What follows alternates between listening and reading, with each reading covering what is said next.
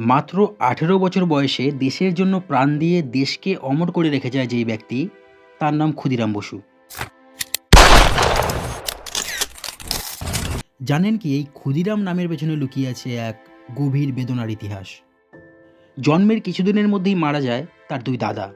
গ্রামের প্রাচীন রীতিতে তখন এক অলৌকিক বিশ্বাস, শিশুকে বাঁচাতে হলে তাকে বিক্রি করতে হবে। তাই তাকে ৩ মুঠো চালের বিনিময়ে বিক্রি করা হয় তার বড় বোনের কাছে।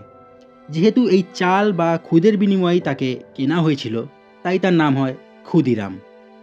খুদের মতোই কঠিন জীবন এবং রামের মতোই আত্মবলিদান, এই নামই ছিল তার জীবনের প্রতীক। সংগ্রাম, সাহস আর আত্মবলিদানের প্রতিচ্ছবি। আমার ছোটবেলায় আমি দুজন শিক্ষককে দেখেছিলাম ক্ষুদিরাম বানান ক্ষিয় দিয়ে শুরু হবে না খ দিয়ে শুরু হবে তাই নিয়ে তর্ক করতে। কিন্তু আজকের দিনে দাঁড়িয়ে ভারতবাসীরা তার সঠিক নামটুকু মনে রাখতে পারেনি। এটা আমাদের কাছে লজ্জা।